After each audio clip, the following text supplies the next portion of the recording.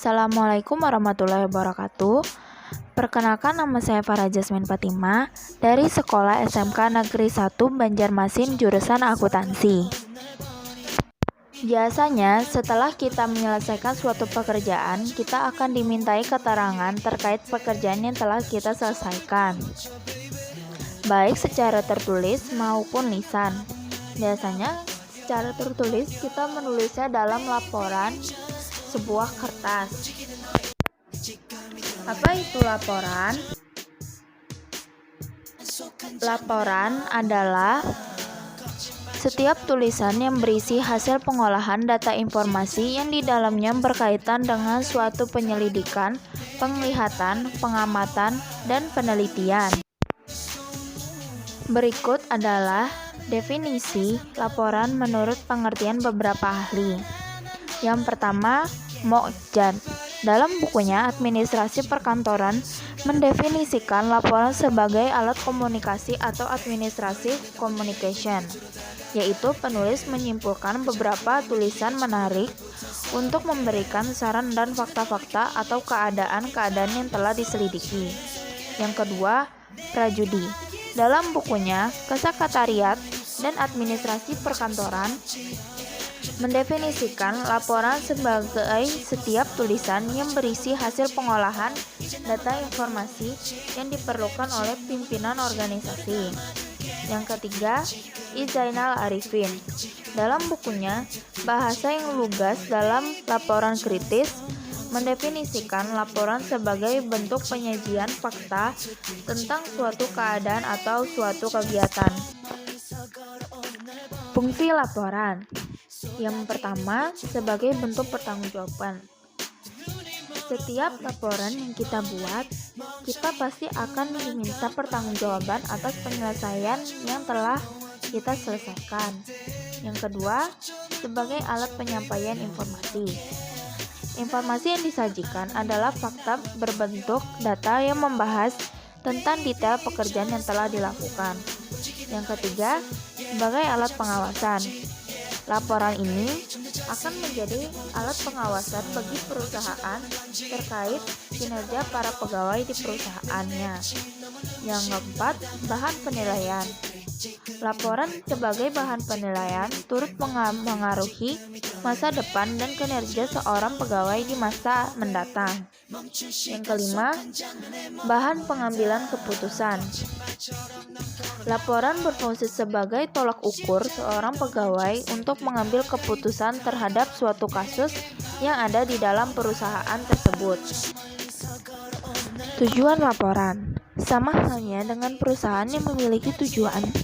Sebuah laporan juga dibuat untuk beberapa tujuan tertentu. Tujuan pembuatan laporan meliputi hal-hal berikut. Yang pertama, laporan bertujuan untuk mengatasi masalah. Melalui laporan, hambatan-hambatan tersebut dapat diketahui dan dicarikan jalan keluarnya. Dengan demikian, masalah dan hambatan yang sama tidak kembali terjadi kemudian hari. Yang kedua, laporan bertujuan untuk menetapkan langkah perusahaan. Hal tersebut senada dengan tujuan laporan sebagai pedoman untuk menetapkan langkah dan kebijakan yang akan diambil perusahaan di masa depan. Yang ketiga, laporan bertujuan untuk mengetahui perkembangan perusahaan. Untuk mengetahui perubahan apa saja yang terjadi di lingkungan perusahaan, dibutuhkan suatu laporan. Melalui laporan tersebut, pihak direksi dapat melihat bagaimana tren dan perkembangan yang sedang terjadi di perusahaan yang dipimpinnya sebelum mengambil langkah pembaharuan. Yang keempat, laporan bertujuan untuk mengadakan pengawasan, pengendalian, atau perbaikan. Hal tersebut merupakan tindak preventif agar pihak perusahaan jangan sampai salah mengambil kebijakan dan tidak mengulang teknik kesalahan yang sama di masa depan. Yang kelima, laporan bertujuan untuk menemukan teknik-teknik baru dalam menyelesaikan suatu pekerjaan atau masalah. Masalah dan hambatan yang terjadi di suatu perusahaan seringkali tidak dapat diatasi karena metode yang lama diterapkan berulang-ulang. Untuk itu, keberadaan laporan bertujuan agar perusahaan dapat menemukan cara baru untuk menyelesaikan masalah. Sebelum kita membuat laporan, kita harus mengetahui apa saja syarat-syarat pembuatan laporan. Yang pertama, laporan yang dibuat harus jelas dan cermat. Karena informasi yang disajikan harus jelas dan mudah dipahami.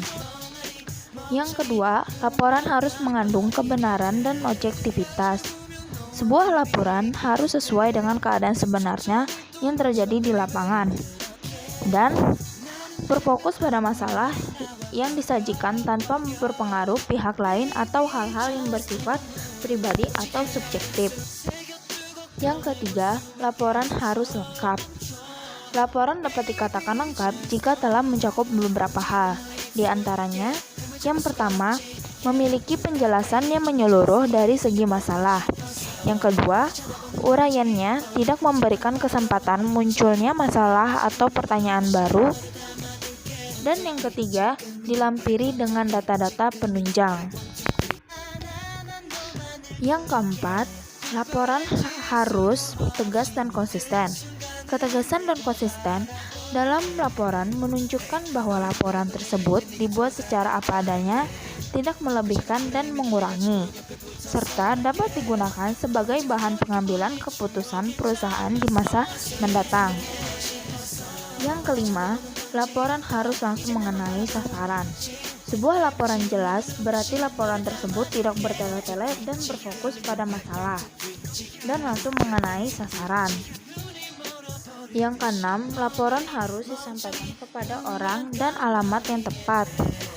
Kesalahan penyampaian laporan akan berdampak buruk, misalnya kebocoran informasi perusahaan. Tentunya, hal tersebut tidak hanya merugikan bagi pihak penyampaian informasi, tetapi juga keseluruhan fungsi perusahaan.